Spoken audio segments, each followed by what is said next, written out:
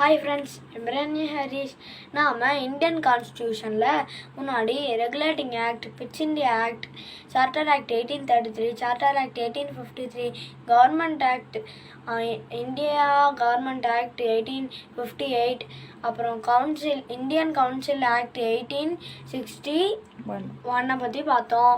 நாம் இன்னைக்கு Indian கான்ஸ்டியூஷனில் Indian council act 1909 பற்றி பார்க்க போகிறோம். அதுக்கு இன்னொரு பேர் இருக்குது, அது மார்லி மின்டோ ரீஃபார்ம், அதுதான் அதோட இன்னொரு பேர்.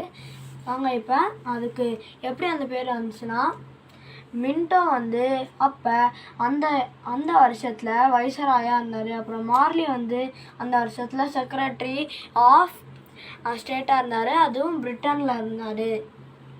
அப்புறம் இந்த ஆக்ட் தான் லெஜிஸ்லேட்டிவ் கவுன்சிலோட சைஸை இன்க்ரீஸ் பண்ணிச்சு.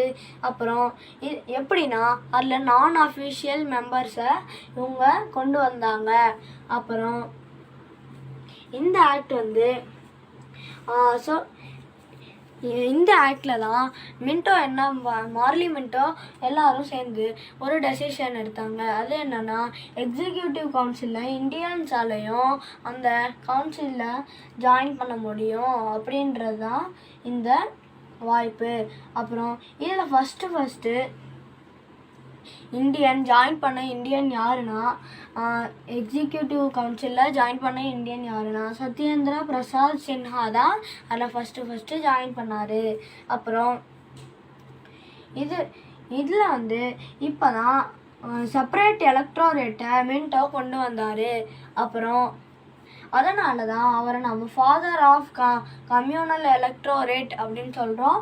அப்புறம் நெக்ஸ்ட் நாம் மான்டேக் செம்ஸ்ஃபோர்ட் ரீஃபார்ம்ஸை பற்றி பார்க்கலாம். இது 1919 நடந்தது.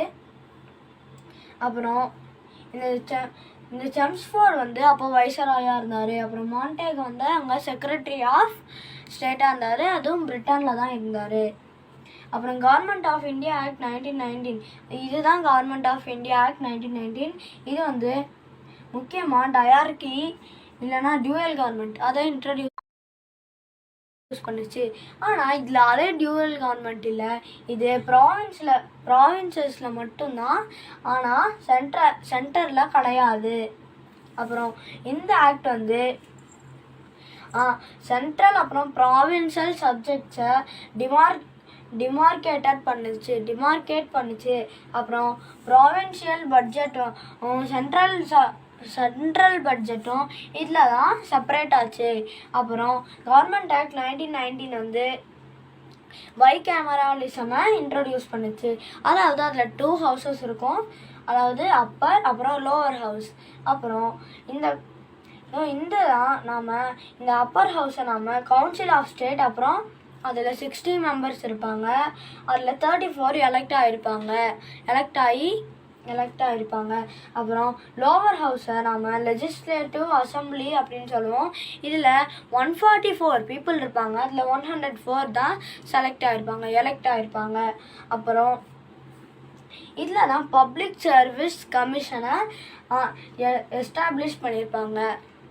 அதாவது நம்மளோட யூபிஎஸ்சி எக்ஸாம் இதில் தான் எஸ்டாப்ளிஷ் ஆகிருக்கு. அப்புறம் ப்ராவின்சியல் பட்ஜெட்டுக்கும் சென்ட்ரல் பட்ஜெட்டுக்கும் இதில் தான் செப்பரேட் ஆகிருக்கு அப்படின்னு சொன்னேன். அப்புறம் 1927 ஸ்டாட்யூட்டரி கமிஷன் இதில் தான் அப்பாயிண்ட் பண்ணாங்க.